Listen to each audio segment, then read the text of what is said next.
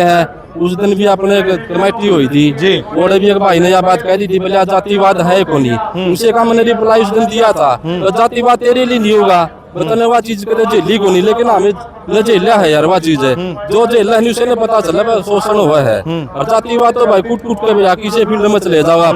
मेरा भाई Delhi government job करे है, वहाँ भी लोग अपनी चमार जाति के लोग है नहीं, अपने नाम के पीछे मिश्रा शर्मा लगा हुए है, जीत जाकर उन्हें किराए पर मकान मिला भाई साहब। जातिवाद तो दिल्ली जैसे शहर में भी है, खुद मेरे भाई का पर्सनल एक्सपीरियंस है यो। भाई चमार ने किसी का नहीं कहा भाई, चमार को हमने मेहनत करी है, अपने बच्चा नहीं पढ़ा, मेरा बाप खुद खेती करा करता, मजदूरी करा करता, हमें पढ़े लिखे भाई, पढ़े लिखे भाई मेहनत आपने करनी पड़ेगी भाई साहब। आप कहीं भी देख लो, चाहे वो संविधान बचाने की बात हो, चाहे SC/ST एक्ट के बारे में कोई भी बात हो, आप कोई मामला देख लो समाज के प्रति पीड़ित की होता, तो वहाँ भी ज्यादातर आपको चमार कौम ही मिलेगी ज्यादा। ठीक है, आवाज उठाने की बात क्यों उन्होंने चमार कौम ने बाबा साहब को पढ़ा है, संविधान को पढ़ा है, उनको अपनाया है, आतंकवाद से दूर हुए हैं चमार।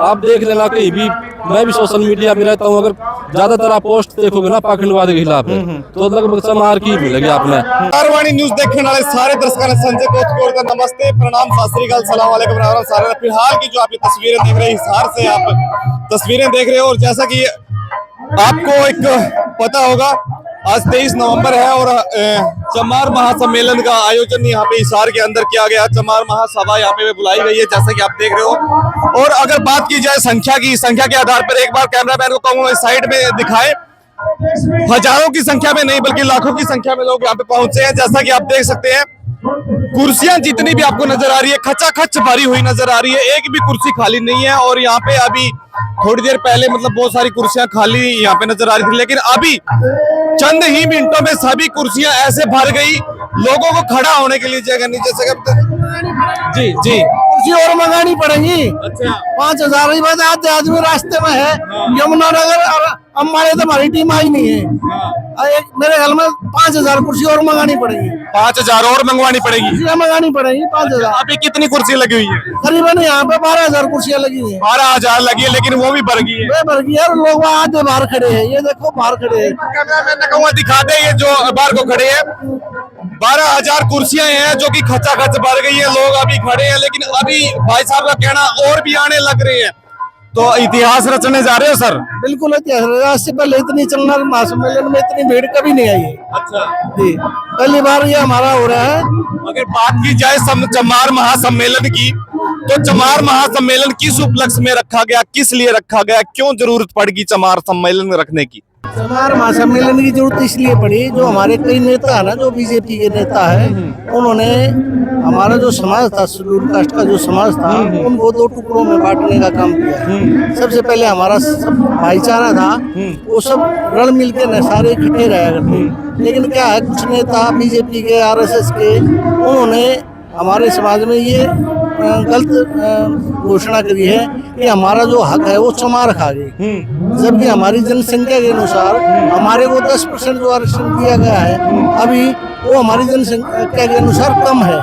और उसमें जो अभी जो दूसरा वर्ग बनाया है, उसमें सिर्फ वाल्मीकि या धानक है, जो वाल्मीकि और धानक है वही उसका फायदा उठा रहे हैं। जो BSC समाज है ना, जो एक्चुअल में है वो DSC उसको दो, उसका लाभ मिल ही नहीं रहा।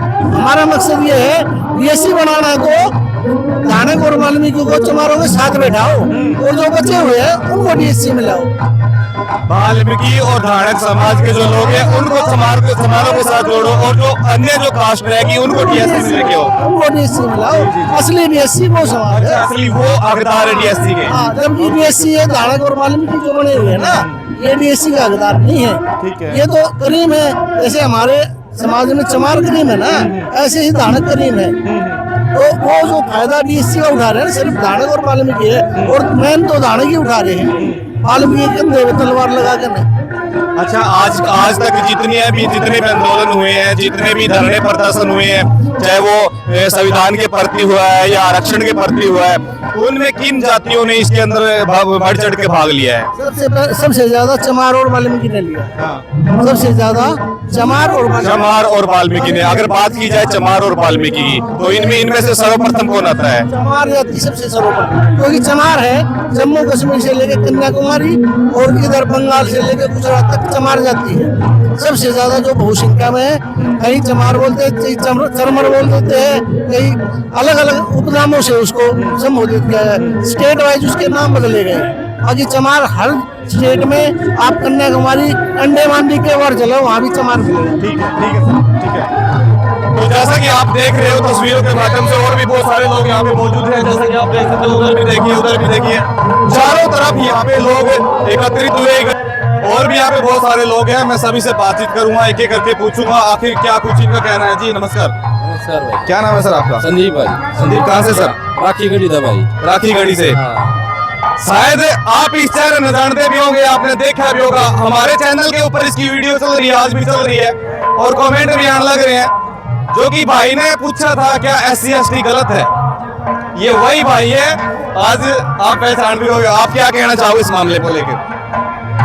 वाले को भाई वो मामला आज जो मतलब ये तुम्हें चमार महासम्मेलन जो रखा गया, इतना बड़ा महासम्मेलन रखा गया है, आखिर क्या जरूरत पड़ी चमार महासम्मेलन करने की? भाई चमार महासम्मेलन जरूरी था होना। मतलब जो सरकार है बीजेपी, वो हमारे बिल्कुल पीछे पड़ी हुई है। बार बार चमार समाज को टारगेट किया जा रहा है। तो मतलब सरकार को जगाने के लिए विरोध करना जरूरी है। विरोध होगा जी, जो विरोध करेगा भाई, तो जागरूकता जरूरी है चीज में। जी जी। जो DSC कर दिया, CDSC कर दिया, तो पहले नौकरियां तो थी नहीं बिल्कुल भी। बैंक लोग देख लो, पहले बहुत ज्यादा खाली पड़ा है, और DSC और OSC करने के बाद तो बैंक और भी ज्यादा खाली हो जाएगा। तो सरकार को जगाने के लिए तो ये जो सम्मेलन किया गया बहुत ही बढ़िया किया गया भाई साहब। और ये सम्मेलन मैं तो ये कह रहा हूँ 2005 में हुआ था, तो 25-20 साल के बाद सम्मेलन हुआ है।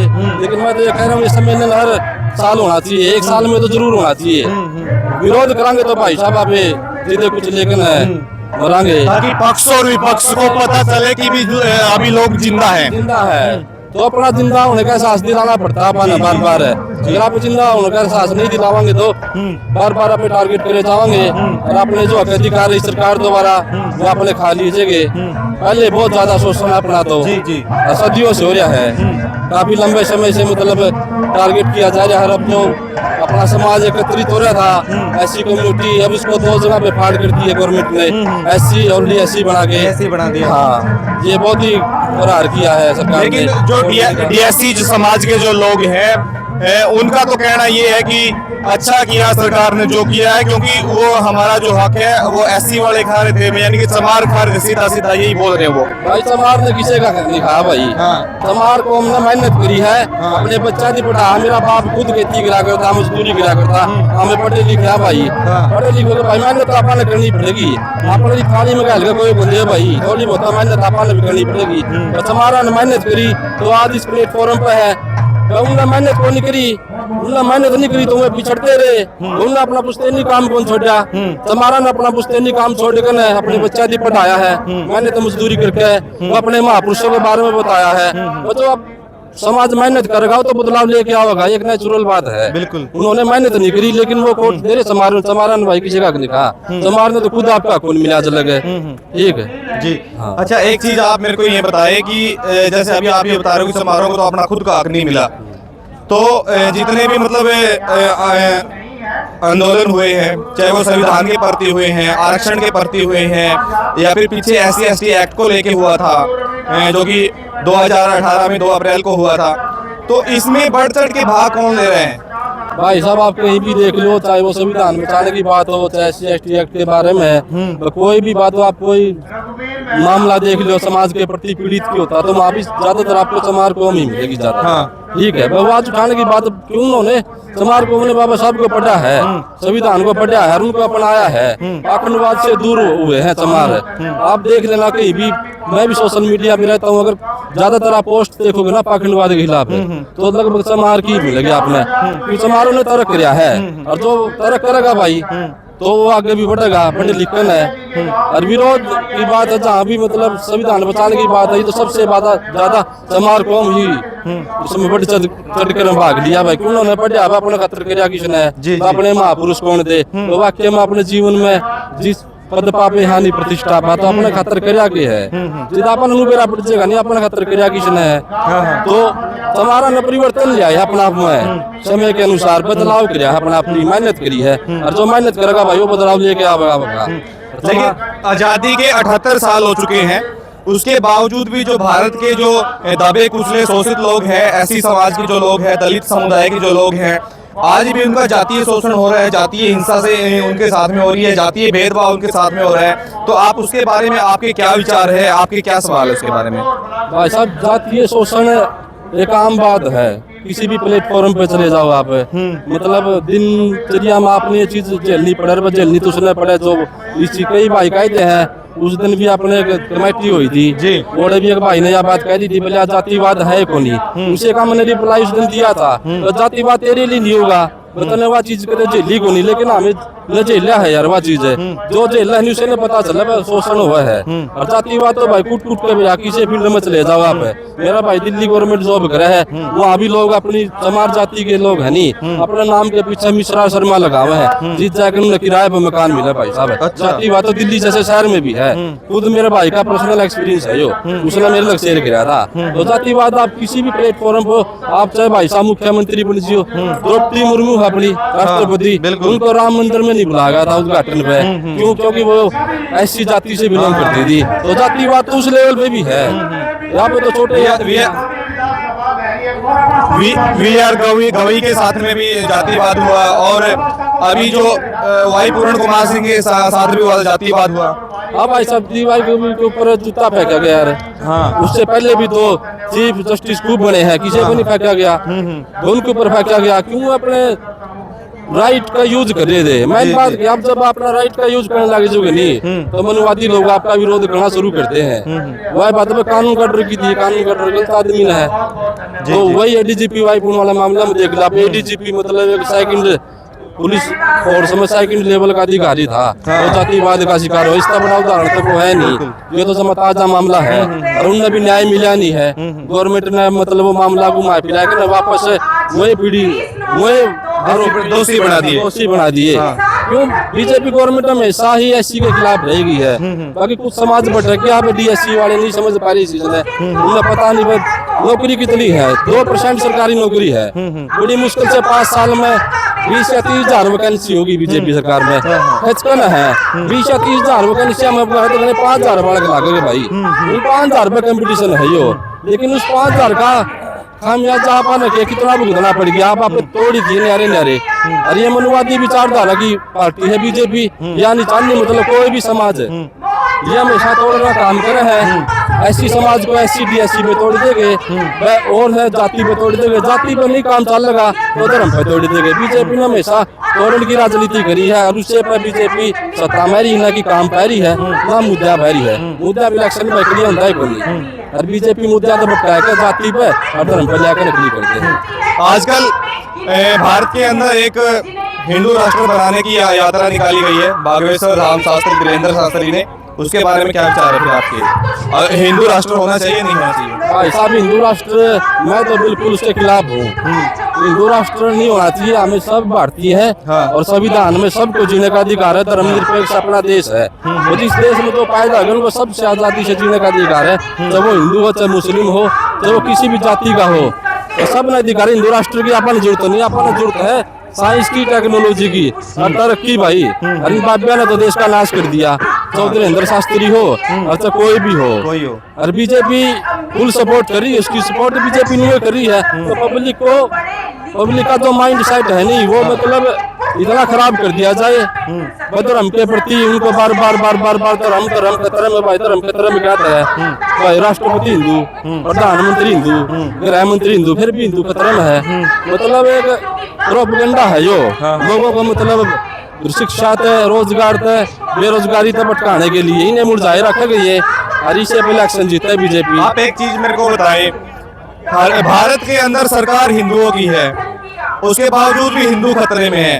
तो ऐसी सरकार के लिए आप क्या बोलना चाहोगे? भाई साहब सरकार के लिए तो आप तो क्या बोलेंगे, मैं तो पब्लिक की एक मैसेज देना चाहूँ। तो पब्लिक ने अपनी बुद्धि पर थोड़ा तरक करना चाहिए, तो थोड़ा प्रैक्टिकली आप तरक करोगे नहीं भाई। खुद पब्लिक ने देखो तो कौन अपना शोषण करिया है, अपना शोषण राजनीतिक तौर पर ना कि मुसलमान करिया है ना कोई हिंदू करिया है। तो सबसे ज्यादा शोषण हो तो राजनीतिक तौर पर, राजनीतिक शोषण क्या करी भाई। अब इलेक्शन नहीं लड़ना चाहते मुद्दा पे, मुद्दा भी इलेक्शन नहीं लगा जाता भाई। अपने मेम्बरी तो लेकर है और राष्ट्रपति से लेकर प्रधानमंत्री तक सारा अपना जो इलेक्शन हुआ है भारत में वो जाति पर धर्म पे हुआ है। और बीजेपी गवर्नमेंट तो चाहे यहाँ है लोग डिवाइड हो रहे हैं। अब अपने हरियाणा में जातिवाद का मुद्दा है जो बिल्कुल परफेक्ट बैठा है बीजेपी पे। पूरा ऑल इंडिया लेवल पाए है तो वो जाति का धर्म के ऊपर प्रकाश करेंगे, बस ज्यादा से ज्यादा प्रचार करो चीज का। वो काम ये धीरेन्द्र शास्त्री पर करवाने लग रहे हैं और धीरेन्द्र शास्त्री पर के पाखंडी लोगों ने मतलब देश का नाश कर रखा है भाई। अब तो पाखंडवाद के बिल्कुल खिलाफ था, तरक करो। आस्था सबकी है, मेरी भी आस्था होगी किसी चीज में, आस्था अलग चीज है और अंधविश्वास बहुत अलग चीज है। ठीक है, हिंदू राष्ट्र की जरूरत नहीं है हमने, हमने जरूरत है भारत की जिसमें सब न्याय मिले, सब ने अपनी आवाज उठाने का मौका मिले। वो मौका हमने संविधान देवा है। अगर किसी ने यात्रा काटनी तो संविधान बचाओ, यात्रा काटो, हम तो उसका पक्ष में है। ठीक है, जो अपने सब जीने का अधिकार दे रहा है, सबकी बोलने का राइट है, सबकी पढ़ने का, सबकी लिखने का है। वो जिस चीज का अपने अधिकार मिले तो बचाने की जरूरत है उसमें, लेकिन हिंदू राष्ट्र का कोई मतलब नहीं है। ठीक है, वो तो एक प्रोपगंडा है बीजेपी का, मतलब लोगों का माइंड है जो मैन मुद्दा तो भटका दिया जाए। ठीक है, ठीक है। तो जैसा कि आपने देखा और सुना कि एक एक सवाल का भाई ने मतलब बेझिझक जवाब दिए, और आपके इसके बारे में क्या कुछ मानना है, क्या कहना है, सब कमेंट के माध्यम से जरूर बताइए। मिलते हैं इस नेक्स्ट वीडियो में, तब तक के लिए नमस्ते, प्रणाम।